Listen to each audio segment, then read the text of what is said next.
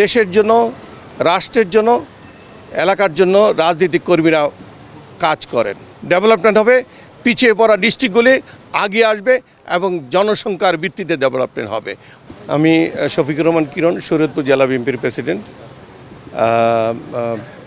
দীর্ঘ 17 বছর আমরা মামলা হামলার এটা শিকার হয়ে নেতাকর্মীদের সাথে নিয়ে প্রতিরোধ গড়েছিলাম, কিন্তু সরকারি পেটোয়া বাহিনীদের কাছে আমরা হার মেনেছি।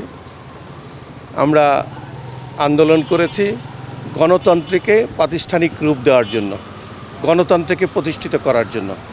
আমরা বিশ্বাস করি বিএনপি রাষ্ট্রীয় ক্ষমতায় আসবে, ত্রয়োদশ নির্বাচনে বেগম খালেদা জিয়া বাংলাদেশের আবার চতুর্থবারের মতো প্রধানমন্ত্রী হবে।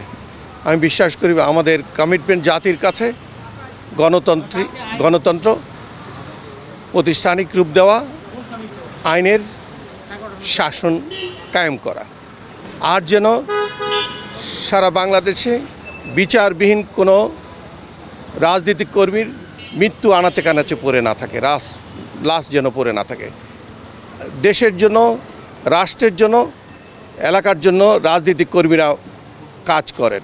সেখানে রাজনীতি যদি আতঙ্কগ্রস্ত হয়, দেশের সাস্টেনেবল ডেভেলপমেন্ট বন্ধ হয়ে যাবে, দেশের গণতন্ত্র নষ্ট হবে।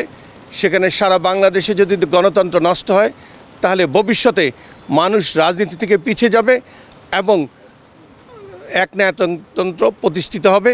সেখানে দেশের মানুষ অন্যায়ের বিরুদ্ধে বলতে পারবে না, ন্যায়ের কথা বলতে পারবে না। সেখানে আমাদের প্রথম কমিটমেন্ট গণতন্ত্র প্রতিষ্ঠা করা এবং লুটপাটবিহীন ডেভেলপমেন্ট করা। যেখানে আপনারা জানেন পদ্মা সেতু থেকে আরম্ভ করে মেগা প্রজেক্ট মেগা চুরি হয়েছে। আমরা ভবিষ্যতে জবাবদিহিতার মধ্যে রেখে দেশকে আগিয়ে নিয়ে যাব। তার মধ্যে থেকে জনসংখ্যার ভিত্তিতে দেশ ডেভেলপমেন্ট হবে। সেখানে গোপালগঞ্জ, সেখানে ফেনী, সেখানে বগুড়া, সেখানে কুমিল্লা, চাঁদপুর, এভাবে ডেভেলপমেন্ট হবে না। ডেভেলপমেন্ট হবে, পিছিয়ে পড়া ডিস্ট্রিক্টগুলি আগিয়ে আসবে এবং জনসংখ্যার ভিত্তিতে ডেভেলপমেন্ট হবে। প্রত্যেকটা ডেভেলপমেন্ট মধ্যে স্বচ্ছতা থাকবে। আপনারা যারা ইলেকট্রনিক মিডিয়ায় কাজ করছেন, আপনাদেরকে ধন্যবাদ জানাই। আশা করছি জাতির কাছে একটা সুষ্ঠু, অবাধ, নিরপেক্ষ নির্বাচন হবে এবং এই নির্বাচনের মধ্যে দিয়ে আমরা মনে করি গণতন্ত্র পূর্ণ প্রতিষ্ঠা লাভ করবে।